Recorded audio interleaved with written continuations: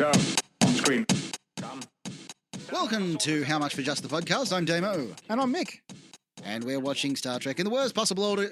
Look, there's probably I wouldn't want to go as far as to say definitively that this is the worst possible order. It's not a great way of watching it. Maybe randomly would be worse. Randomly, maybe, yeah. Yes. It would. This has some sense to it. It's just not good sense. Yes.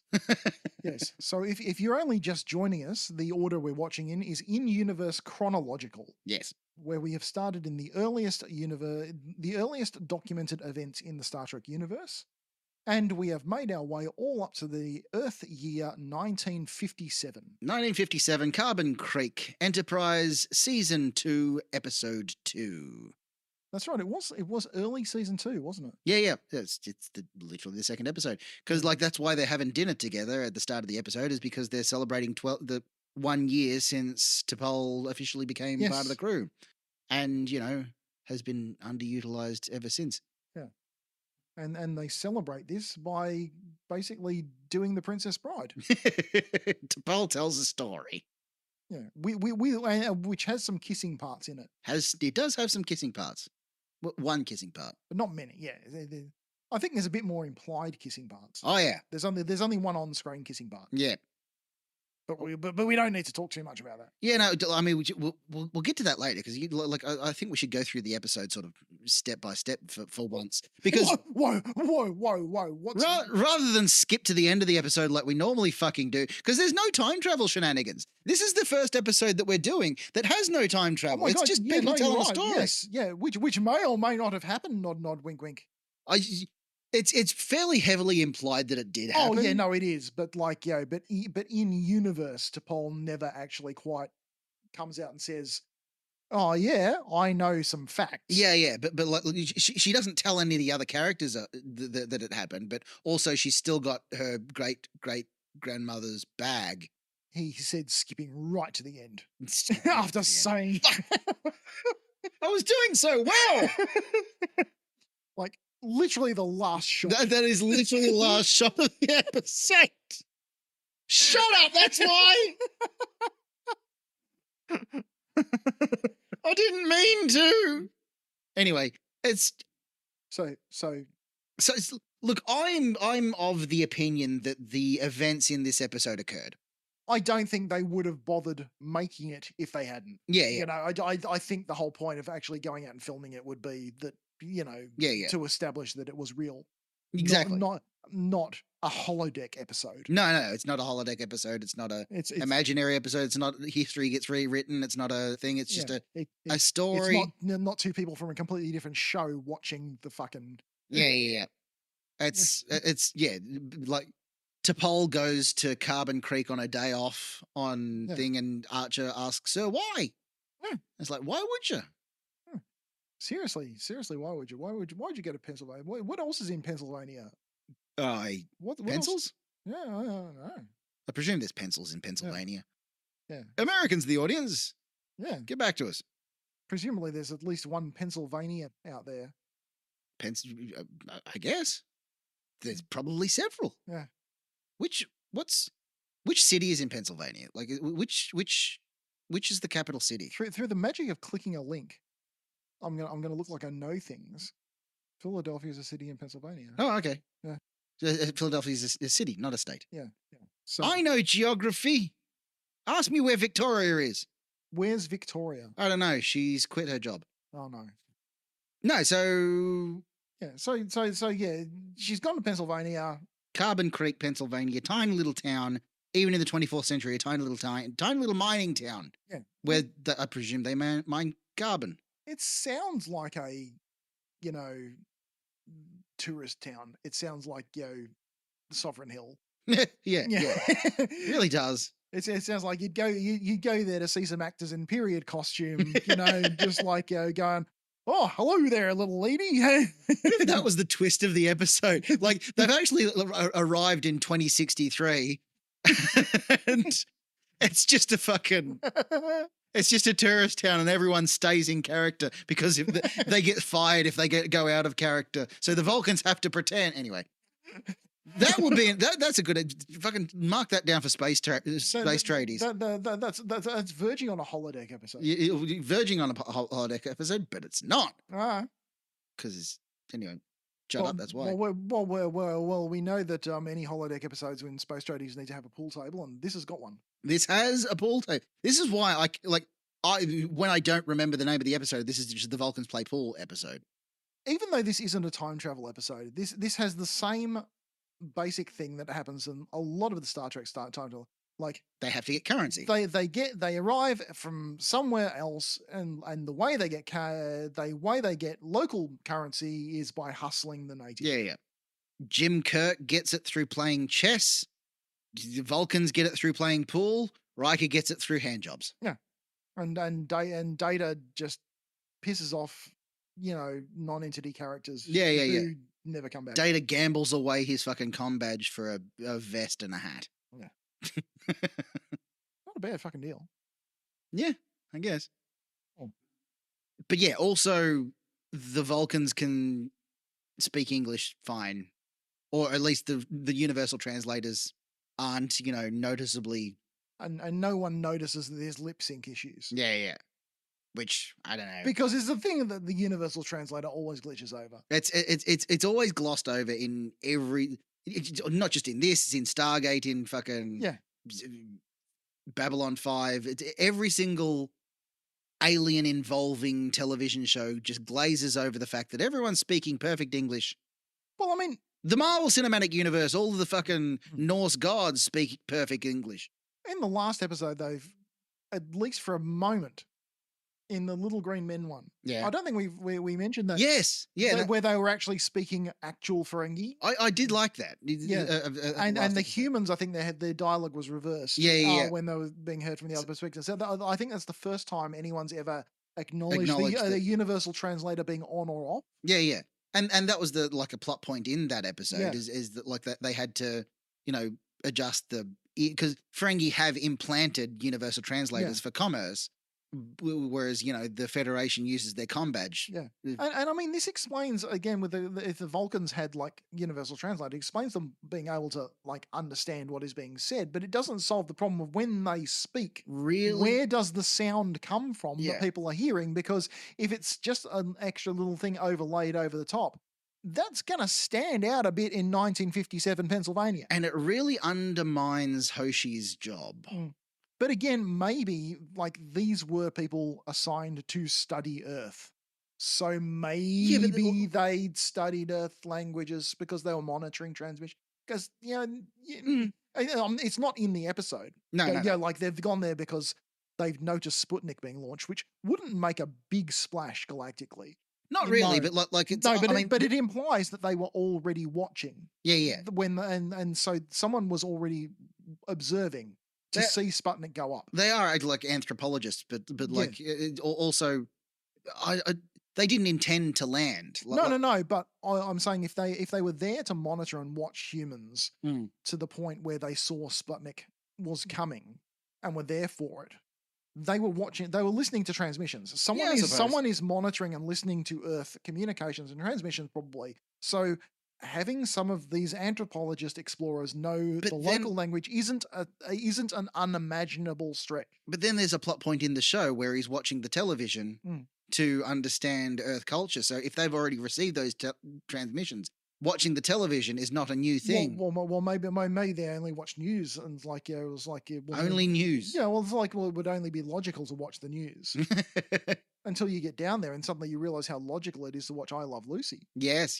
I did like that reference because as we discussed previously, Lucille Ball saved Star Trek. It was edging a bit close to the line in this one. Though. It was okay, the I Love Lucy bit, but also didn't they name check the Outer Limits or Twilight Zone or Twilight Zone? Yeah, Twilight Zone was name checked as well. It's dancing a little bit close. So yeah, mentions of the Twilight Zone and I Love Lucy and that sort of thing is... Although the Twilight Zone was only mentioned in conversation in the future as a retrospective thing, so it doesn't line up with... No, it was mentioned in the car before the kissing. Was it? Yeah. I thought, didn't Trip mention liking that at the at the table?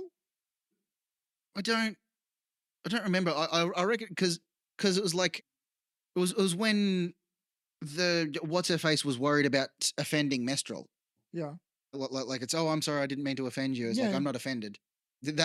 She made a reference to the Twilight Zone. Yeah, no, you're right. No, I just have a vague memory of something coming up at the like Trip saying something at the dinner table as well that I thought was a reference to something, but now I've completely forgotten, and maybe my brain's just making things up. You could be correct. I don't want to go to the extent of like, watching the episode right now, but yeah.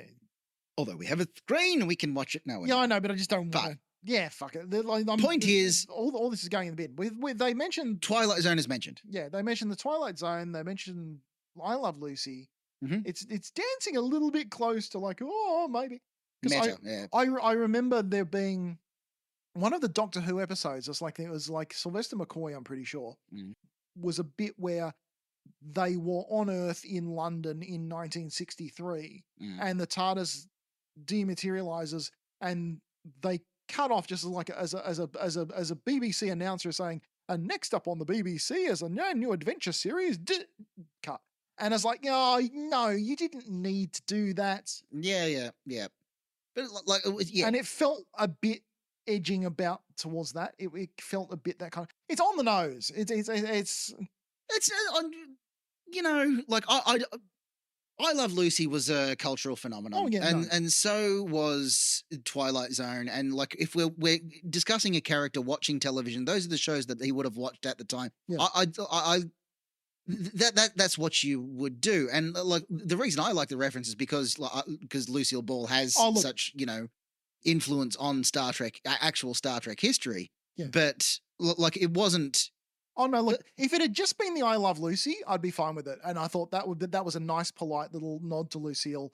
That was a good one. But when they brought in another show as well, it felt like a little bit. It's like they're pushing it a little bit too far now. They could have just let the "I Love Lucy" thing lie. Because when you're talking about weird shit happening and strange sci-fi concepts, that would be a contemporary reference. Like that, that's something that they would do, and like. Making up a show like a fictional show would be more on the nose to me. Like if it's an episode of The Scary Door. Yeah, I'm not suggesting they do that. I'm suggesting they don't make the reference at all. Yeah. It's just like I feel it brought me out of the thing a little bit too much. Yeah, agree to disagree. Because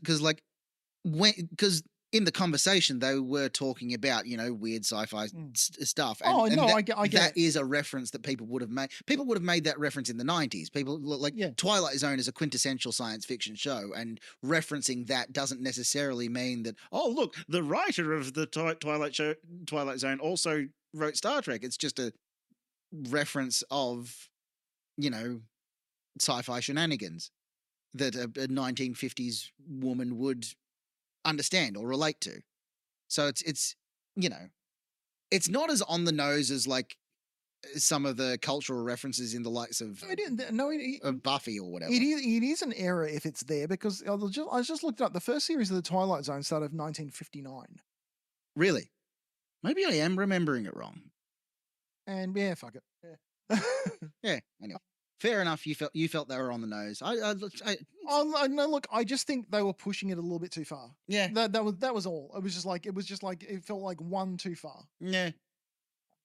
But aside from that, yeah, it was fine. I kind of liked the whole thing on the whole, except I wish they'd cast someone else. It was just I get why, but it was just another one of those everyone looks like their ancestors thing. Yeah. I would have liked to have seen. Not to diss Jolene. It would have been just good if they just cast another person as her Vulcan ancestor. I feel like that sort of leans into it being a story though, like because they don't like the imagining of the story is like they don't know what T'Pol's great grandmother looks like, so they're just imagining T'Pol in that role. Yeah.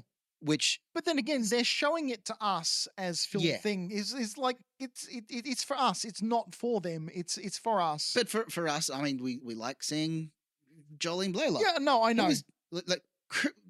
Here's the problem I had with the episode: like criminally underutilized Jolene Blaylock, who took the role very seriously, had star charts on her fucking trailer and had like watched all of fucking, Leonard Nimoy's performances and everything and read like she was so into the role and they just used her as fucking softcore porn. No. Even in this episode when they're stealing the fucking Yes. stealing the clothes and they've got that the sheet, the bed sheet, and it's like she's clearly naked behind and it's like, fuck God, just what are you doing? Yeah, Like, and then like when she comes out, it's like, yeah, put it on backwards. You gotta go and take it off again. Yeah. Oh, just fuck off. And this is that era of Star Trek where the people in charge were the same fucking mob that put, Jerry Ryan in the fucking cat suit and that sort of bullshit that is, was done at the time because it was fucking misogynistic fuckery that like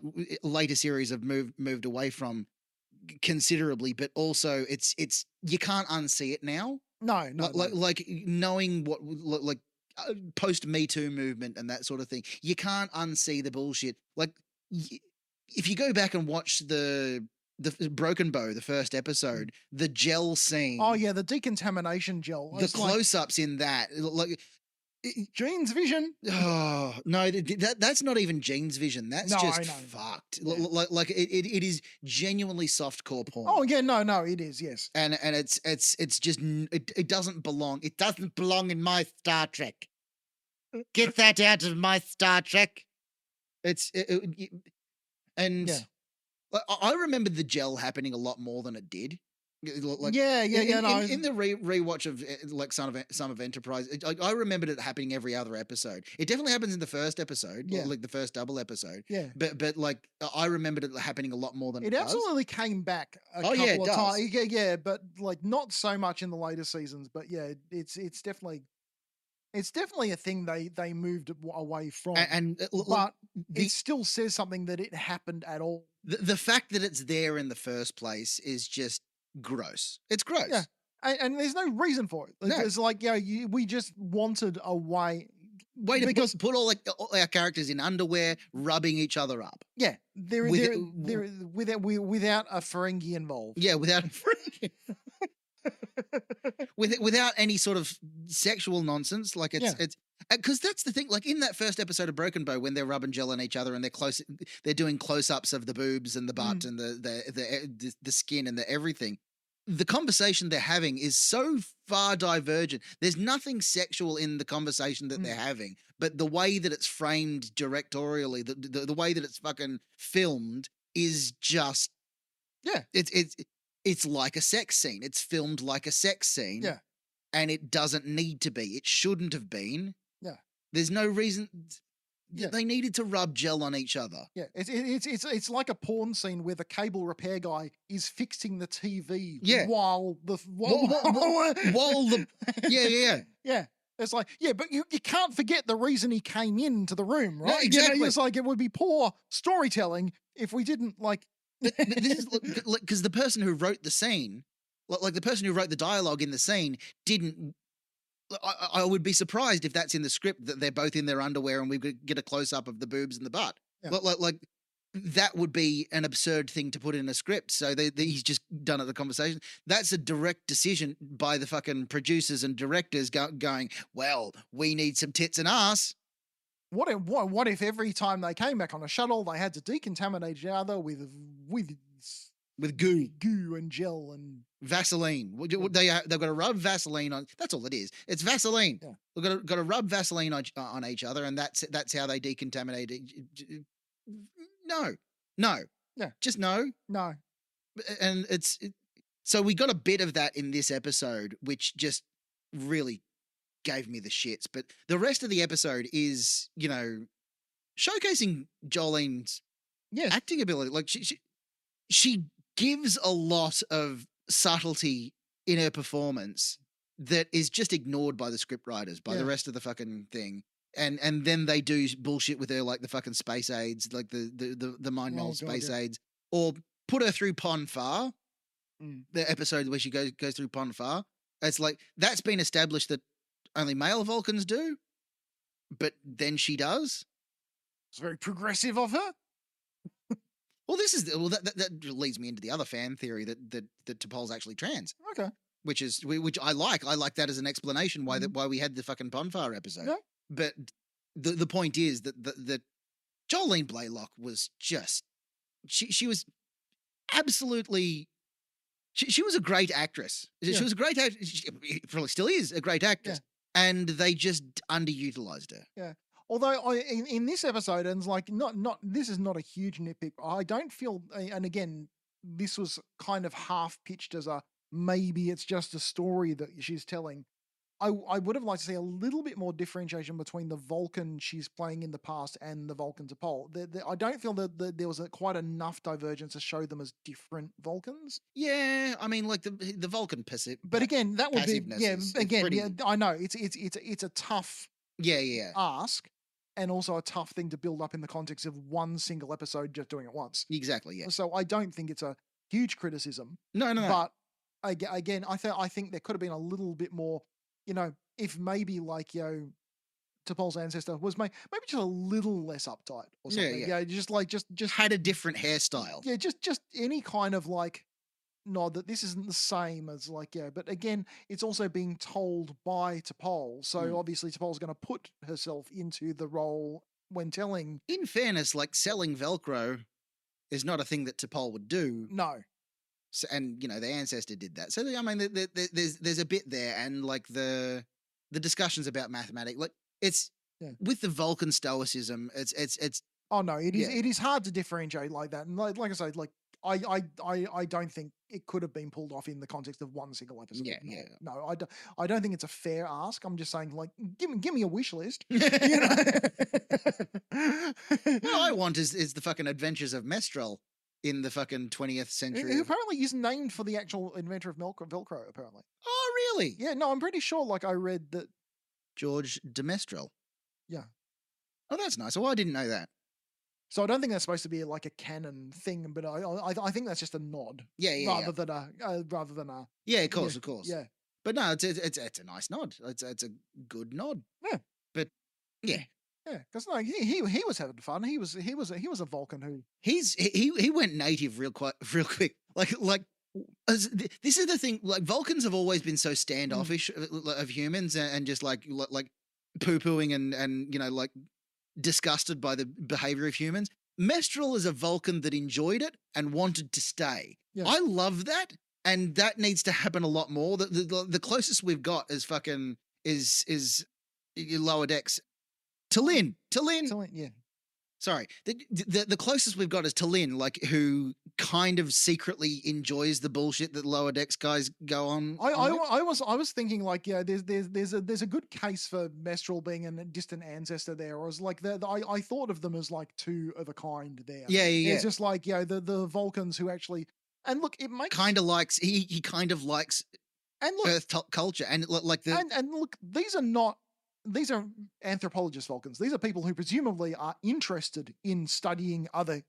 So it makes some degree of sense they wouldn't be completely dismissive. Yeah. Exactly. It's like obviously they've come here out of some degree. It can't all just be, well, we need to keep an eye on these things just in case that they just come and nuke us one day. Was Mestral, because the other guy was the warp field engineer, wasn't he? Warp field specialist. Yes, yeah. yes. Strawn was.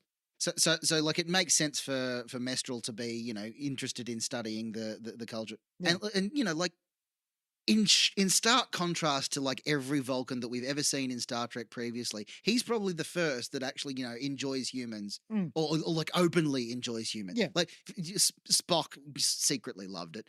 But well, he's also not pure Vulcan. Exactly. It's like so Spock has never been a kind of a good example. Quintessential. A good example for what they're like, because he's obviously already the conflicted, divided.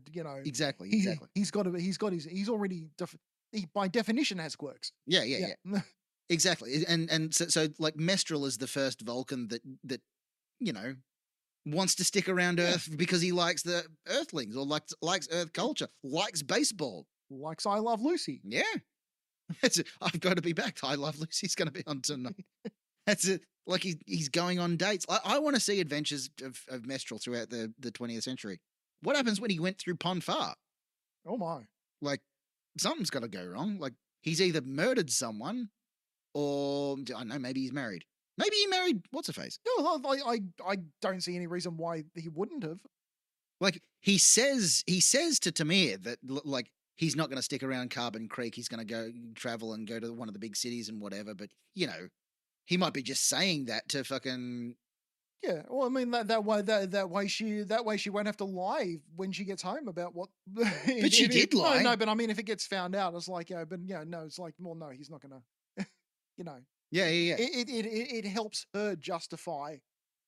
Yeah, I guess. Yeah. But like, the first thing she does is lie. Oh, he died in the crash. Yeah. Okay. Yeah, but she has to justify that to herself as well. Her Mm. own ethics has to justify why she's doing the lying, and if she can, True.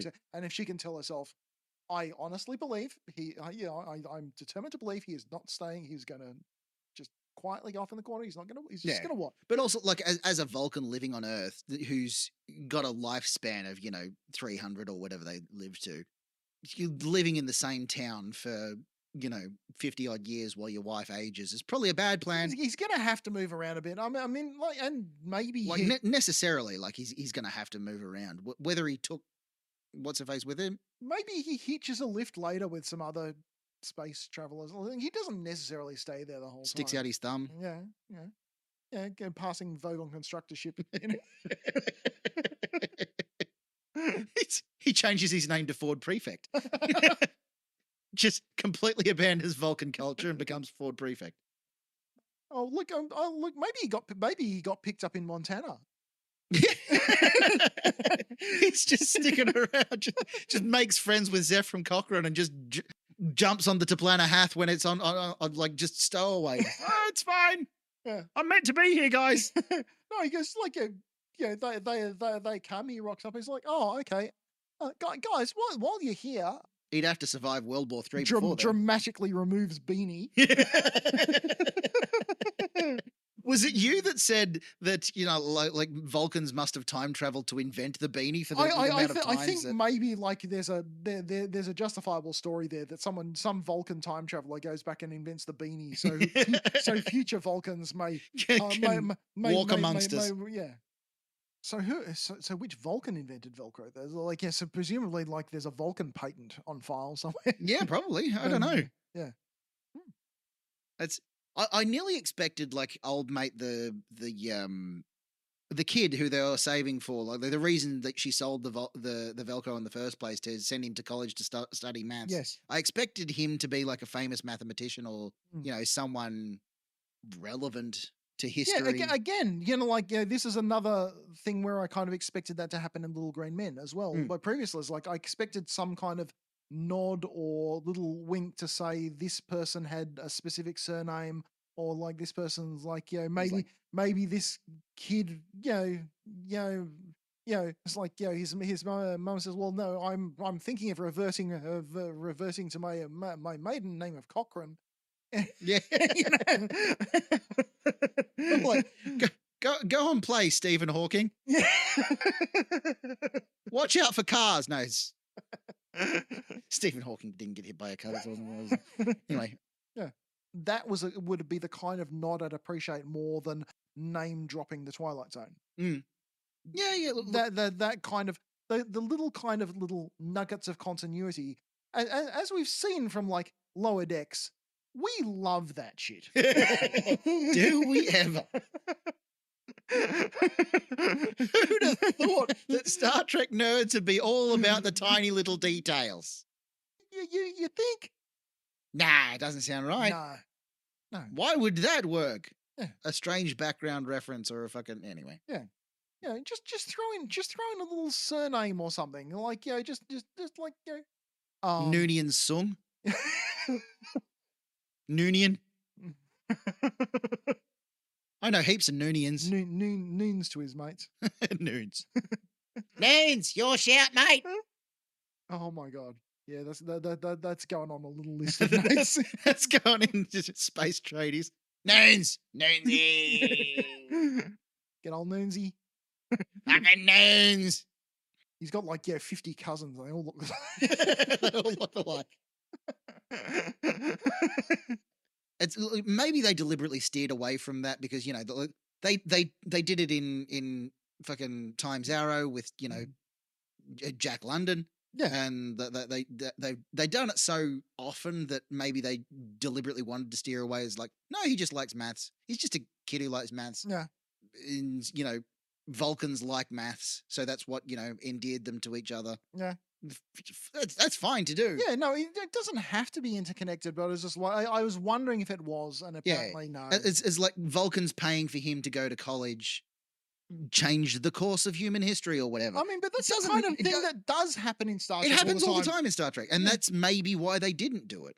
I just don't see the writers of Enterprise at this stage of development having restraint like that. I just don't see that kind of competence elsewhere. Wow, competence. I could write that episode. I could have. But you didn't. Yeah. See, if I had written this episode, So I would have like, the roof's leaking into Pol's quarters. We need to pull everything out quickly. Is like, why have you got an old Earth handbag? the roof's leaking. What's above her quarters that's going to leak? the decontamination gel tanks. So and all her t-shirts got wet. basically, your entire writing strategy is: I know some writers who use subtlety, and they're all cowards. And again, I think putting the ambiguity in was the act of cowards.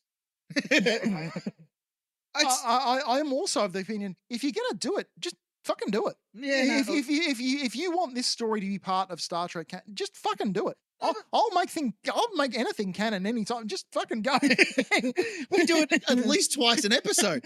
But just rip in, just go. Just don't hedge your bets. Just fucking do it. I tell you what, if they had have lacked the subtlety, we wouldn't be having this discussion now. So I'd like a little bit of ambiguity. I like some wiggle room where we can, insert our own stuff. I like having that, not necessarily knowing. That's a good writing It is. thing. You want to take it away, you monster. Perhaps there are other ways to execute it than this. And bear in mind, I'm just pitching this off the top of my head. You haven't put any thought into it. Maybe there's an alternate approach that you get both things. And maybe a professional writer who was well paid by a TV studio. You're presuming that they were well paid. Could come up with such a thing. Yeah. And maybe we need to do more of that, is like pay writers more to write more Star Trek stories and get them right. Yeah. Yeah. Pay me. Pay us all. Yeah. I mean, we have pitches. Some of them we disagree on, clearly. Oh, no, look. Okay, we have some ridiculous pitches, but we also have some serious pitches. We do, yeah. Look, like the young Miles O'Brien series. Oh, yeah. I think we're on the same page on that. 1,000%. There is a solid story for young Miles O'Brien, being the hero of Celtic? Something like that. Just Celtic 3. Whatever Miles O'Brien was the hero of. Yeah. That story of becoming the hero by improvising a transporter and getting his colleagues out. The Cardassian, like young Miles O'Brien in the Cardassian conflict. Make it just like a mini series. Make it like a fucking. They're doing the Section 31 movie with Michelle Yeoh. I'm hoping that's successful, so that gives us more standalone sort of movies, like do a couple of movies a year, and like just made for TV, made for fucking streaming. But don't do very short treks again. No more very short treks. That thing. Fuck's sake. Just no. No more very short treks. But do more other experimental shit. Yeah. Keep experimenting, but realize that some experiments don't work. Exactly. And the key is, when you do an experiment that doesn't work, you write down notes and you learn things. Do limited series, because good stories end. Frankly, good stories end. Good stories have a beginning, a middle, and an end. This is why Deep Space Nine is probably the best Star Trek series, because it has a definitive ending. I've seen like calls on the internet for doing like a a reunion and like bringing back the characters and bringing Cisco out of the wormhole. I don't think Avery Brooks would do it, but like doing a continuation of those characters, and like more than any other Star Trek series until Picard, have those have the characters of that series been wrapped up better than what you leave behind. What else happened in Carbon Creek? It was kind of like there weren't that many events in Carbon Creek. It was very character driven, wasn't it? Yeah, it was there wasn't like a lot happened. Nobody sort of found out that they were aliens and went chasing after them. The mine collapsed. That was the big event of the episode was the mine collapse, and that's when Mestral decided, nah, I'm fucking interfering. Fuck yeah. I'm not gonna be a bystander. I'm gonna do the right thing for these people who are my friends. And to Tamir's credit, she was opposed to it at the start. Yeah. But like after he said, "No, I'm doing it anyway," then was helping him. It's like, okay, let's do this in a way we can keep it very quiet. Exactly. Under control. Yeah. Yes. Yeah. Which I think that was sort of the catalyst for her to be a bit more. And I think this is the kind of angle you get by it not being a time travel fuckery episode. Yeah. There's no like, are we changing history thing? Exactly. There's not that kind of, because I mean. Actually, canonically, I mean, even up to the Enterprise era, Vulcans don't believe time travel is possible. God, that shits me. Yes, but it's there now. We've got to dance around it. But like, it's mathematically, time travel is possible. Like we know that now with our level of technology, with our level of quantum computing knowledge, we know that there are particles that technically can travel through paths. Like the uncertainty principle, that like there's maths that says that time travel's possible. Vulcans are good at maths. They should know. I'm not qualified enough even to joke about this topic. It's just like I don't know shit. Mathematically, it's possible for electrons to travel back in time. It hasn't technically been observed, but also with certain experiments where when you're measuring one thing. And the interaction is action at a distance. If you know more about this, let us know in the comments. Yeah, I'm talking out my ass. I don't know anything. No, we're just a couple of male comedians. We are certainly not mathematicians or quantum physicists. So I just read a lot. I worked at a mathematics department at university for quite a while. Oh, nice. Did you learn much maths? No. I've probably still got a copy of it. So I got thanked in someone's thesis at one point, but it's mainly because I got his thesis back off the floppy disk.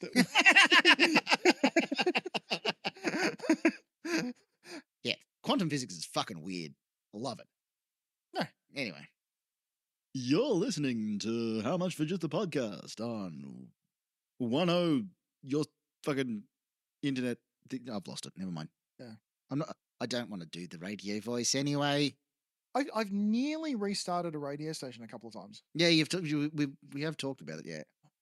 But it's just like I just don't have the time to devote to it that I think would justify. You just need to make 2 of you. Or 3.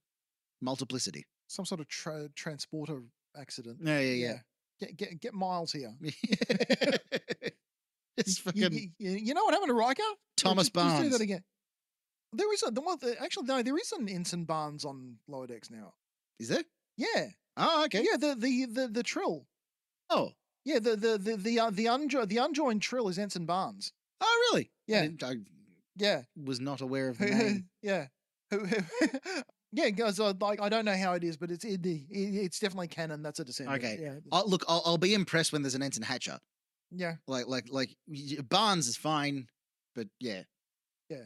I'm not sure how we end up in the Trill civilization, but paint some dots in our head. Apparently do.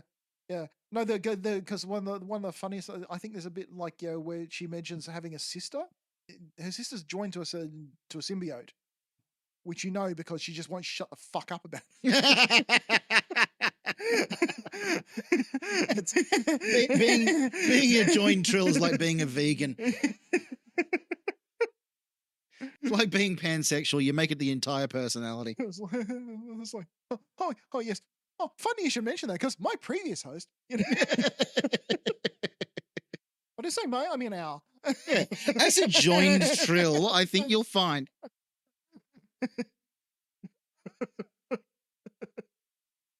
So yeah, I have family in Starfleet. Congratulations, Mazel tov. I feel like if this episode was written in the modern Trek era, it would have had a much darker ending. Like it would have wound up with two of them dead, and Tamir getting away somehow. Yeah. Or like this is one thing. Like I know it's a fucking common complaint by douchebags that modern Trek's very dark and gritty and bad things happen. But also like there is a definite trend like of that sort of stuff happening. Whereas like back when Enterprise was still trying to be classic Trek, you could do sweet little episodes like this, like little fun things with aliens that doesn't necessarily impact the universe as a whole, but like it's just a sweet little story. Yeah, it's a good little story about a Vulcan who falls in love with not necessarily him, but a human culture, and wants to hang around a bit.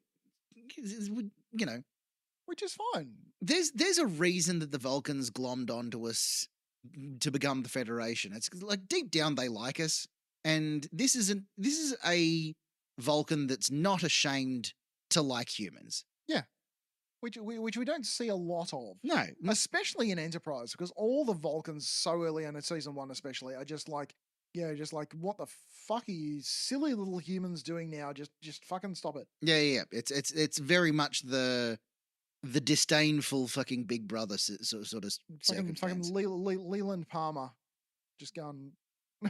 Yeah, it's which makes sense. Like from the like historical perspective, like it makes sense for the Vulcans to be that, and it takes humans being the humans of Star Trek to convince them that no, actually we might know a good way to go forward. You should come with us, and that's should be the arc of Enterprise, and they kind of got cut off before they could do it properly. Yeah. I mean, yeah, the not making it to the point of the Romulan War, I think, was the biggest loss from the Enterprise era.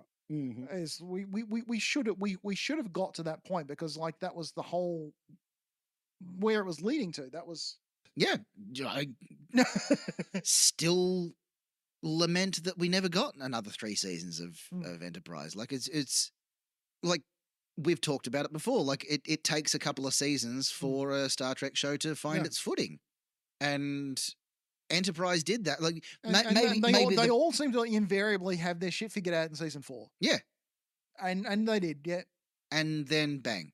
Yeah, last episode is a holodeck episode of TNG. Yeah, that's it. That's what you get. Prodigy season 4 better be fucking stellar. If Prodigy fucking proves me wrong. Yeah, look, Prodigy's in a lot of strife. Like the second season's going to be on Netflix now, and I'm hoping that they do a third. Oh, I think they are doing a third. That's why it's gone to Netflix. Yes, I think they've established that they are at least ongoing for one more. Yeah. So And it's not like Netflix is gonna rescue a series and then do one season, then cancel it again afterwards. that would be unprecedented. But look, Prodigy. If you're introducing someone to Star Trek, Prodigy's the perfect place to start. Yeah, fair. Look, I would argue that rather than going back and show them some of the best episodes of TNG and that sort of thing, Prodigy introduces Star Trek concepts and like the Federation and Starfleet and that sort of thing in a way that doesn't lean on having to know characters. Yeah. Because you've got these characters who basically don't know nothing about Starfleet, and they just run into this ship that teaches them about, companionship and togetherness. It's almost like teamwork. The series is designed that way. Exactly. That's why Prodigy is like the perfect place. Except Dell is an insufferable little cunt. It's like they're making Star Trek for the next generation. Exactly. Of Star Trek fans. Yeah. and that's why it needs to continue. That's why we need it. This is why it's a good show. Oh. The Dal shits me up the wall. Shits me up the wall. But I'm hoping we get some character growth that he can stop being an annoying little bastard every other episode. Yeah. A little bit of Janeway influence might help. Yeah, a little bit of Janeway influence. Also, the EMH. The Doctor's coming back. Oh, good. Season 2. Excellent. And have I not talked to you about this? Voyager A. USS Voyager, NCC 74656A. Considerably larger than the original. Yeah. It's about the size of the Enterprise E. It's a new class. It's got a crew of, I think, 500. I've got photos of. I had photos saved. Oh yeah, no, I think you sent me some pics. Yes. Yeah, yes, it was in the trailer. Yes, that's right. Yes, I'm super excited about that. Yeah, I'm very excited. Oh, speaking of future Enterprises, we're only a couple of letters off the wide boy from Enterprise, the Enterprise J. Oh yes, it's because it's got the really wide saucer section. Oh yeah, it's an ugly looking design. It's got like the really wide saucer section and like the really spindly rest of it. Is that locked in? I mean, Daniels took Archer to the future Enterprise. That's what I wanted. Like that timeline, anything involving Daniels and that kind of timeline jumpery thing is a bit airy-fairy. Yeah. No, you're probably right, but also, it's. I'm wondering if they're going to do that with the Discovery 1,000 Years thing. Actually, what? Just like erase that from. Or partition it off somehow, because I don't like the idea of locking things down that far ahead. True. I want Star Trek to just stop going. You don't need to go to the 29th century. Just do the 25th. Just keep progressing as you were. Yeah. Just stop having series in all these different times and lines and places. Let's just have a timeline that progresses at roughly the same rate for all the seasons that you're doing concurrently. Yeah.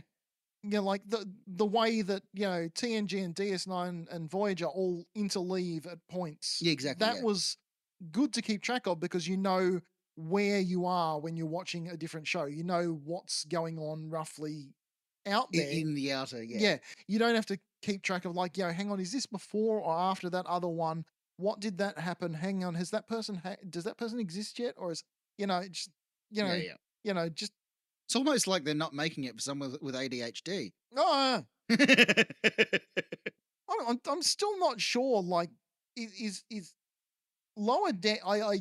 The ones I'm not really fuzzy on is the relative timeframes of Lower Decks and Prodigy.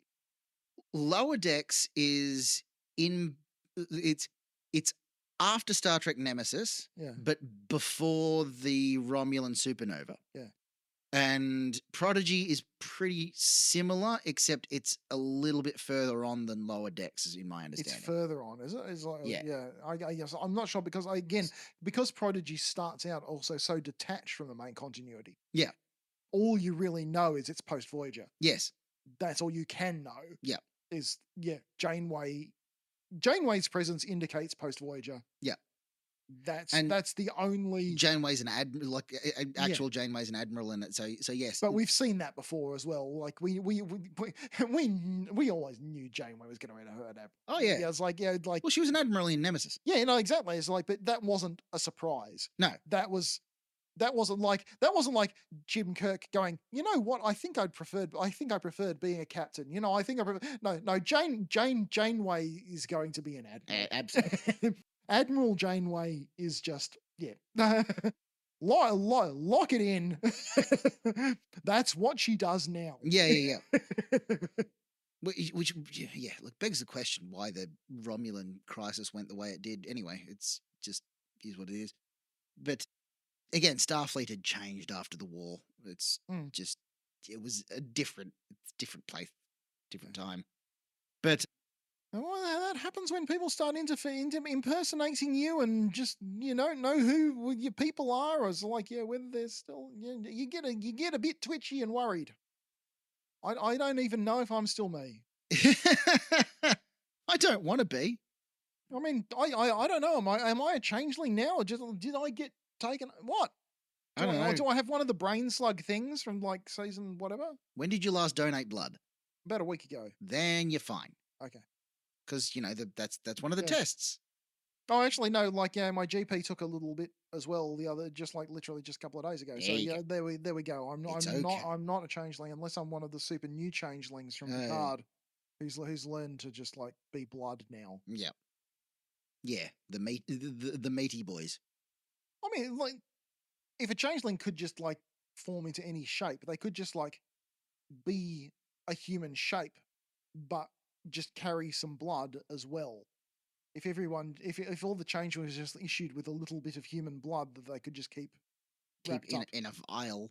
Yeah, well, I mean, they could just like internally be a vial. They could just like have a little bit of in them that was just contained around a bit of blood, and then when they need some, they just like move it up and.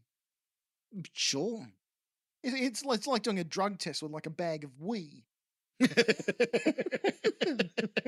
I can't say I've ever done. I've never carried around a bag of piss. Well, neither have I. But I'm just saying I'm aware conceptually that people do this about for drug testing purposes. Yeah. And like, there's no reason a changeling couldn't carry a bit of blood around. Yeah. For the same purposes. But a changeling's aware that they're a changeling. Yeah. Like I think a person cheating a drug test is aware that they're going to fail a drug test. But like you were worrying about yourself being a changeling. No. That was where this thought started. That's not where it is now. Right. Gotcha. I was going to say changelings are not Cylons. Right, but like the blood test for the changeling could have been trivially defeated back in the day if they'd just had a little bit of blood on them. Probably. They were, causing a lot of bloodshed. Yeah. Could have just carried around some. I don't know. Could have just got a bit from a mate. And it was like, cheers. All right. So what else are we talking about? Like what else have we got for Vulcans? Though again, it was all character stuff, so there's not really many events to go through. Yeah, the Vulcans come back down. There's not really any risk of being detected in 1957, presumably. Unless you steal a dress off a washing line. Why did nobody notice that T'Pol's just wearing the dress that was stolen off a washing line? It's not that small a town. It was small enough. Anyway, maybe they're too distracted by the fact she had it on backwards. I was just getting nude in the backyard of someone's house. Yeah. The Vulcan. Speaking of the Vulcan uniforms. Yeah. The leather, the brown leather pants and the brown leather jacket. Kind of liked that look. It's definitely it's got to be faux leather though. Oh yeah, it probably is, but like it's that's what it looks like. It's some kind of plant-based vegan. Vegan Vulcan leather. Vegan Vulcan. Vegan Vulcan. Vulcan vegan. Are you out of your vegan mind?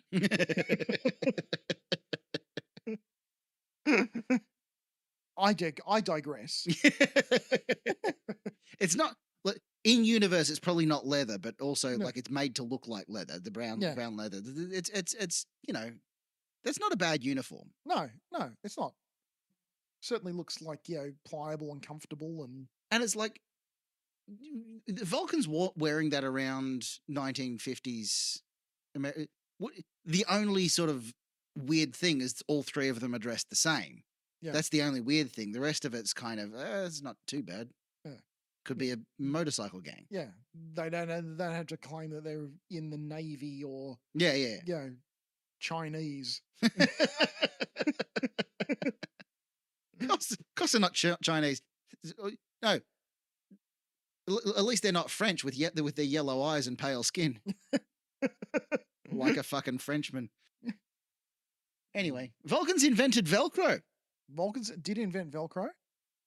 I mean, that sounds like the kind of canon bullshit that we would have it really does. Injected rather than the actual rather than the actual show.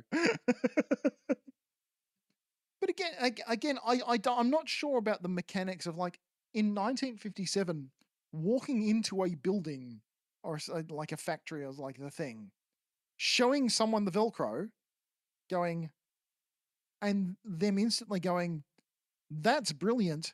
Here's money." I mean, I don't know. Like it was kind of revolutionary, but like not huge enough. A factory would be interested in the manufacturing process. How is this made? Not oh, thank you for this This is- sample of it. This is a thing that exists. Money, please. Yeah. Money? Money. Because you also have to convince them of its utility and its ease of manufacture, which are things you kind of need to demonstrate a Kind of. bit. Potentially. And But, not like- just hit the one person who goes, stranger off the street? That is a fascinating object that you've just produced out of nowhere, seemingly manufactured by some industrial process Yeah. that we are unaware of, unless they're thinking this is some kind of industrial espionage deal. Like, have you stolen this from some overseas supplier and you're giving us the thing that they've done? Yeah, I don't know. It just seemed a bit of a weird, It's something that you're not supposed to analyze or think too hard about. It's like they haven't introduced like warp travel or fucking nuclear fusion. It's an invention that we didn't know the name of the inventor until we looked it up. yeah. It's a thing that's used commonly enough today that the inventor of it probably did get rich, but also it's not.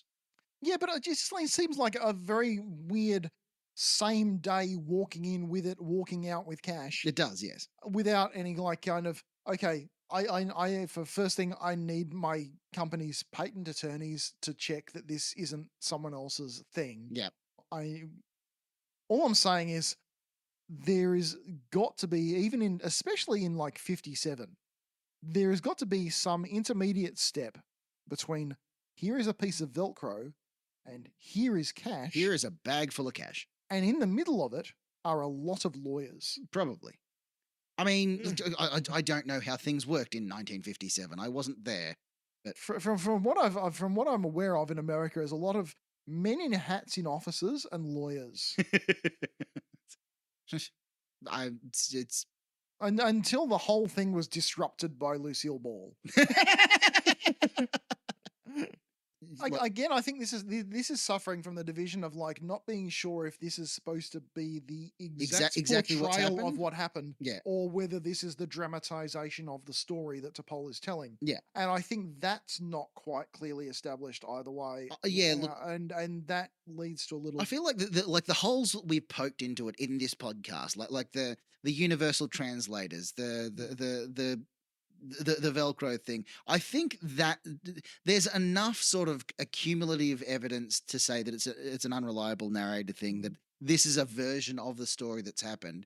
Like it did happen. Look, I'm of the opinion that it did happen. Yes. That there were Vulcans that crashed on Earth that and one of them stayed behind. That's my head canon, but there's enough. There's enough in there that says that it is just a story that T'Pol told. Yep. And that's where that's what allows two dickheads to debate about it for fucking 45 minutes Yep, fair. in 2023. Fair. Star Trek writers name a Vulcan with something that doesn't start with T challenge. I mean, we've got Mestral and Stron. Yeah, that's true. Look, They're really breaking the traditions. no, actually, I think it was females start with a T and males start with an S. Well, that was the rule for a long time. Oh. So that's why you got T'Pol, you got Cybok, Sarek, Spock, T'Pring, And Mestral. Mestral. I don't know. Maybe it's a regional thing too, a regional tradition, because it's a whole planet. Maybe there's an English northerner. maybe there's an English northerner Vulcan. I don't think that's logical. Called T'Pit. T'Pit. We have a Vulcan on the USS Exford called T'Cunt. Anyway, I'm out of things to say about. Shall we final? All right. Shall we final thoughts it? So, look, I'm of the opinion this is one of the best episodes of Enterprise. Like this was a very good Enterprise episode, even if it wasn't really much of an Enterprise episode. No. Look, it was a good piece of Star Trek. Yeah, and it's like, and it was in the area like when you were allowed to do episodes without including all of the cast all at once. Like we talked about it last episode where they had that bridging scene at the start. Yeah. With all of the crew was in Quarks. Yeah. Buying stuff. This one, like, it's 3 of the main cast. Yeah. Only one of them really has anything outside of Archer's quarters, and like that's a good thing. Like it's not a bad thing, and like. Yes, all of the characters aren't necessarily anyone that we've related to, but like it was early season 2 too. It was a self-contained story, and it was a good story about some Vulcans who crashed on Earth, and I liked it. And I think that was like probably the best bits of Enterprise is like rather than doing prequel stuff that like links in and makes everything make sense and becomes a piece of the puzzle. It's just like, just tell some stories about old Star Trek universe. Just tell some stories about like, old, little episodes that happened that don't matter, that are influential. You don't have to have wibbly wobbly timey wimey fucking aren't temporal pivotal. Cold War. Yeah, they aren't pivotal moments that change everything, but they're just like fun little things that happened in the Star Trek universe. Yeah, and they could have done more of that.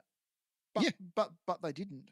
No, look, see, there's network pressures. There's the intentions of the fucking. We know producers. all this. We've been through this. There's that one producer that fucking wants everything to be softcore porn, and it's just. Yeah. But they got away with it. They did all right, and money.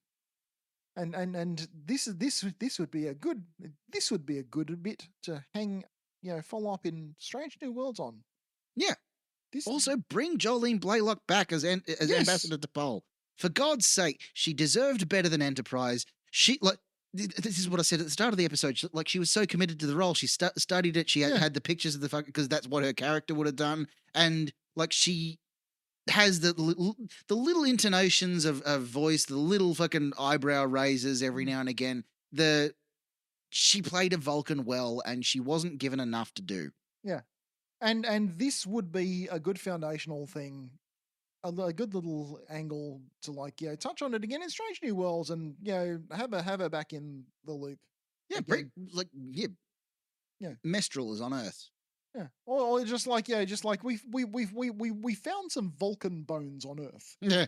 I mean, you don't even have to go just bring her back. Just bring her back. Yeah, just bring her back. Yeah, just like you don't have to bloody. But also, like, I still want some tie-in with Strange New Worlds and Enterprise, But although they have laid the first foundational step. They've put a piece of the NX-01. Yes. In there. They have acknowledged the thing is there. Yep. Which is more than has ever happened before. Yes. It has been locked in. The whole thing is now officially not a negated timeline. Yeah. I mean, like, they have had They did have the USS Archer in, I think, Star Trek Nemesis. But that doesn't necessarily mean that the thing. It was like, it doesn't. Yeah. We know the people were there, but it doesn't mean any of the timeline was exactly what it was. Yeah. So, but no, look, I really like Jolene Blaylock, and I liked her performance, and I want more to happen with the character of T'Pol. Agreed. Yeah.